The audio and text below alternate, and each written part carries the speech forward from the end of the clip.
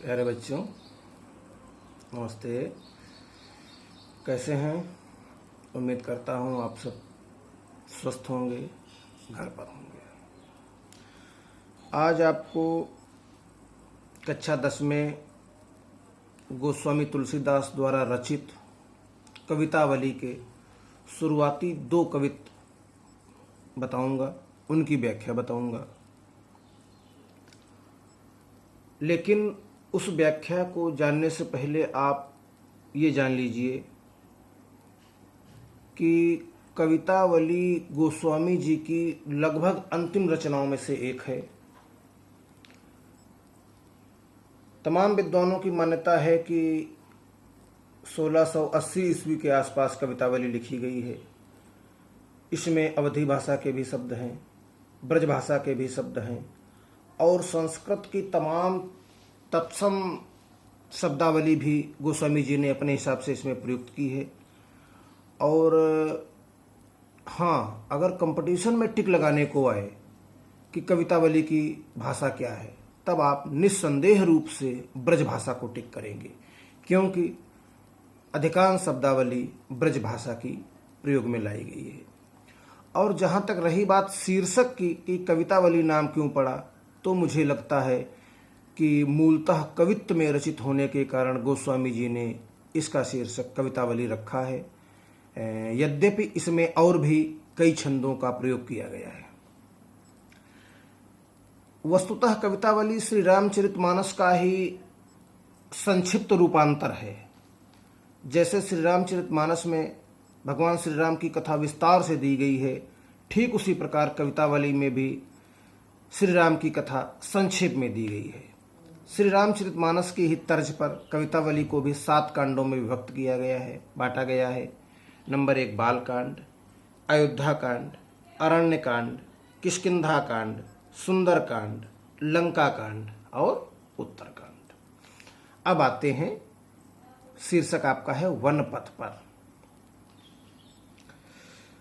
पुरते निकसी रघुबीर बधु, धरि धीर दये मग में डग द्वय, झलकी भरी भाल कनी जल की, पुटि सूख गए मधुरा धरवे, फिर बूझती हैं चलनो अब केतिक, पर्ण कुटी करी हो कि तो है, तिय की लखी आतुरता पिय की, अखियां अति चारु चली जल चुए, तो जल को गए हैं लखन लरिका, परिखो पिय छाह घरी को है ठाढ़े, पोछ पसे उबयारी करो, अरु पैर पखारी हो भूभुरी डाढ़े, तुलसी रघुबीर प्रिय श्रम जान के, बैठ बिलम्ब लो कंटक काढ़े, जानकी नाह को नेह लख्यो, पुलको तनु बारी बिलोचन बाढ़े।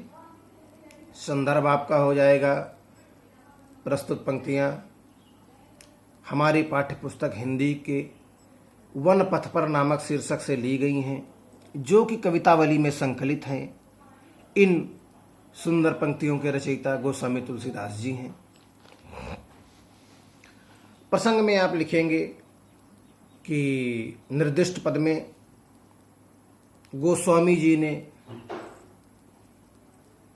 श्री राम और श्री सीता जी के वन जाते समय उनको जो जो कठिनाइयां हुई हैं, उनको जो जो दिक्कतों का सामना करना पड़ रहा है, उसके बारे में बड़ी ही मार्मिक अभिव्यंजना व्यक्त करी है गोस्वामी तुलसीदास ने। अब आते हैं व्याख्या में। पुरते निकसी रघुबीर बधु, ये पुर क्या है? एक्चुअली ये श्रृंगवेरपुर है, जो इलाहाबाद के उत्तर पश्चिम में लगभग 35 किलोमीटर की दूरी पर आज भी स्थित है। यद्यपि वर्तमान में इसका नाम सिंगरौर है और संभवतः ये तहसील है इलाहाबाद की। तो यही प्राचीन काल में श्रृंगवेरपुर था। यहीं भगवान श्री राम की मुलाकात निषादराज गुह से भी होती है।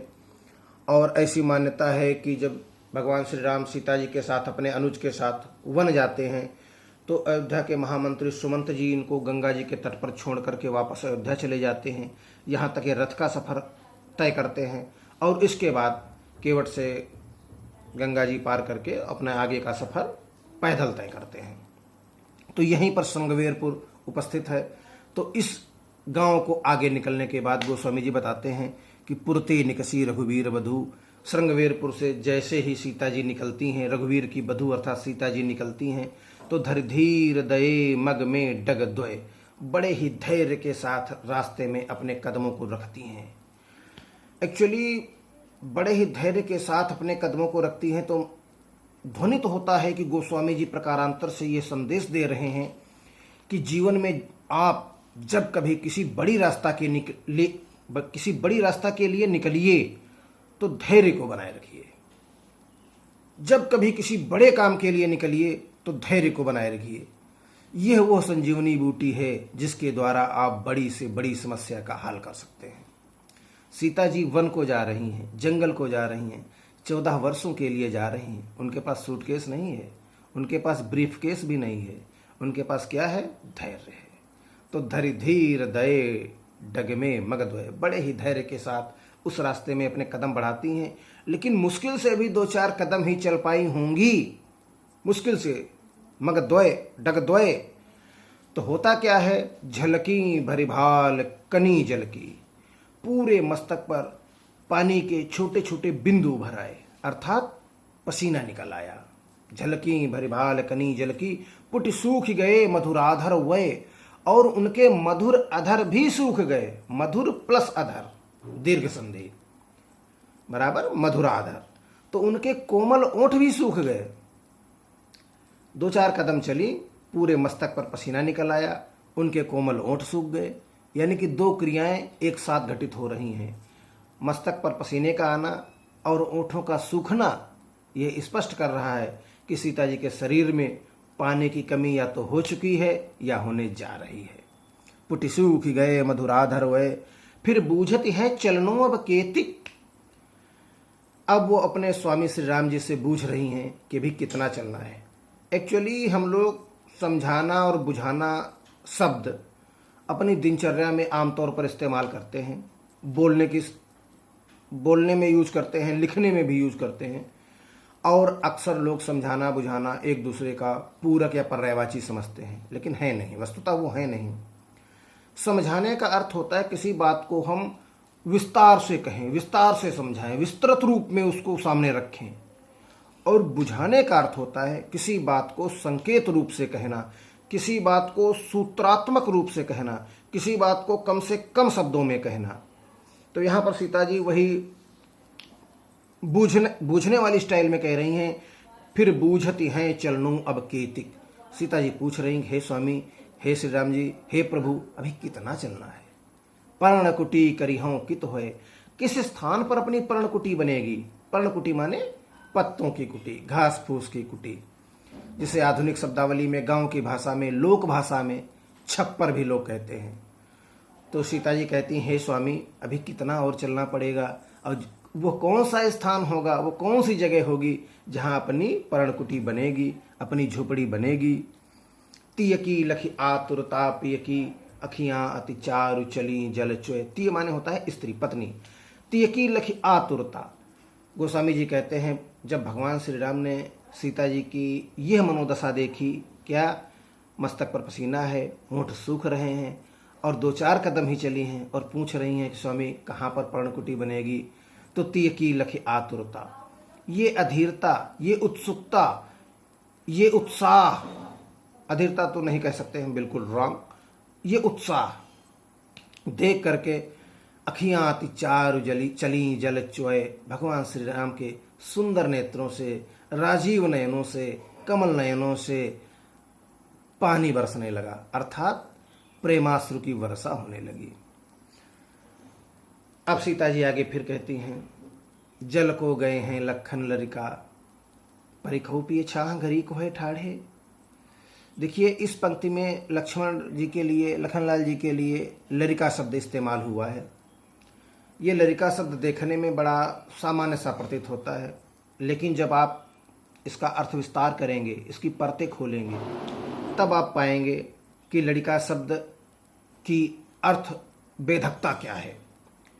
लड़िका शब्द से यहाँ पर कितना अर्थ वैशिष्ट प्रकट हो रहा है, तब आप समझेंगे। एक्चुअली लक्ष्मण हैं कौन, पहले थोड़ा ये समझ लेते हैं। ये वही लक्ष्मण हैं जब सीता के स्वयंवर में गुस्से से केवल बोल भर दिए थे, तो उसकी प्रतिक्रिया क्या हुई थी। लखन सकोप बचन जब बोले, डग मगान महि दिग्गज डोले। पृथ्वी हिलने लगी थी। ये वही लक्ष्मण है। और तो और भगवान श्री राम ने स्वयं उनको सर्टिफिकेट दिया है। काहे का, जगमा सखा निशाचर जेते, लक्ष्मण हनई निमिष महतेते।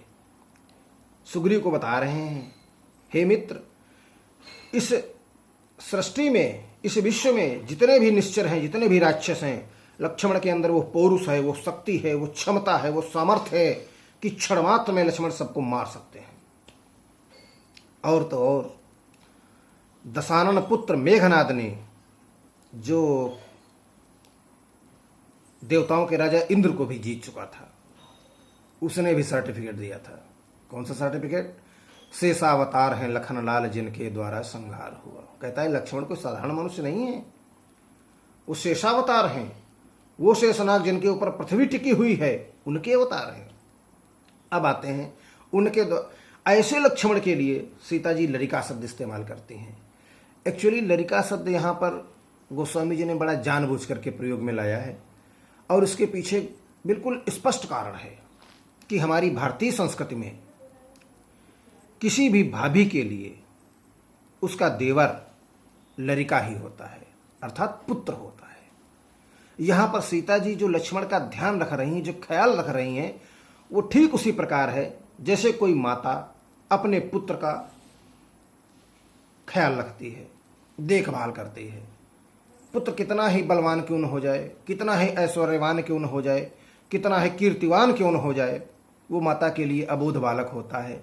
ठीक उसी तर्ज पर सीता जी भी लक्ष्मण को लड़िका कह रही हैं। जल को गए हैं लखन लड़िका। हे स्वामी, लक्ष्मण भी लड़का है, अबोध है, बालक है, वो पानी लेने गया है। तब तक हम लोग क्या करते हैं, परिखो पिए छाह घड़ी को है ठाढ़े, तब तक उसका इंतजार कर लेते हैं। एक घड़ी के लिए इस वृक्ष की छाया में खड़े होकर के लक्ष्मण का इंतजार कर लेते हैं। घड़ी शब्द एक्चुअली हमारी भारतीय संस्कृति में पुराने समय में समय को मापने की एक इकाई हुआ करती थी। एक घड़ी बराबर 24 मिनट। इस प्रकार हम पाएंगे कि एक घंटे में 2.5 घड़ी होती है, और 24 घंटे में अर्थात एक सौर दिवस में, 1 सोलर डे में कुल 60 घड़ी होती है। तो एक घड़ी बराबर 24 मिनट्स। तो सीता जी कहती हैं क्यों न एक घड़ी के लिए किसी वृक्ष के नीचे छाया में खड़े हो जाते हैं, लक्ष्मण जी का इंतजार कर लेते हैं, क्योंकि वो बच्चा है और पानी लेने गया है। परिखो पिए छाह घड़ी को ही ठाढ़े, और तब तक मैं खड़ी नहीं रहूंगी। देखिए पहली पंक्ति में एक भाभी के उत्तरदायित्व को, भाभी के कर्तव्य को सीता जी ने गिनाया, दिखाया। अब वो भारतीय संस्कृति में पली बढ़ी एक पत्नी के दायित्वों के बारे में बता रही हैं। पूछ पसे उबयारी करूँ, तब तक मैं आपका पसीना पोंछ दूंगी, और यहाँ तो पंखा है नहीं, तो जाहिर सी बात है अपने आंचल से आपके लिए हवा कर दूंगी। पूछ पसे उबयारी करूँ, अर्थात आपका पसीना स्थायी रूप से सूख जाएगा, और लक्ष्मण जी तब तक जल लेकर के आ जाएंगे। तो पैर पखारी हों भूभूरी डाढ़े, अर्थात गर्म रेत में चलने के कारण आपके जो पैरों में जो जलन आ गई है, आपके पैर जो जल गए हैं, उनको मैं धुल दूंगी, अर्थात आपके पैरों को शीतलता प्राप्त होगी। पैर पखारी हों भूभूर डाढ़े, तुलसी रघुवीर प्रिया श्रम जानेगे। गोस्वामी जी कहते हैं कि भगवान श्री राम कौन है, दीन बंधु और अंतर्यामी है। मन की बात जान लेते हैं। तो रघुवीर प्रिया श्रम जान के भगवान श्री राम ने देखा कि हमारी प्रियतमा, हमारी अर्धांगिनी, हमारी पत्नी श्री सीता जी थक गई हैं, थोड़ा इनको विश्राम जरूरी है। तो प्रिया श्रम जाने के तो करते क्या है, बैठ विलंब लव कंटक काढ़े, बड़ी देर तक कांटे निकालते रहते हैं उनकी पैर के। जो सीता जी नंगे पैरों में चलने के कारण जो उनके कोमल पैरों में जो कांटे लग गए थे, उनको भगवान श्री राम बड़ी देर तक निकालते हैं। बड़ी देर का अर्थ है जो कांटा 2 मिनट में निकल जाना चाहिए, उस कांटे को भगवान श्री राम जानबूझ करके 5-5 और 10-10 मिनट में निकाल रहे हैं। क्यों? क्योंकि इसी बहाने सीता जी ज्यादा देर तक आराम कर लें। और सीता जी भी कौन है? सिय पिय हिय की जान निहारी। सीता जी भी भगवान अपने पति के हृदय की जानने वाली हैं, इसीलिए इनका एक नाम जानकी पड़ा है।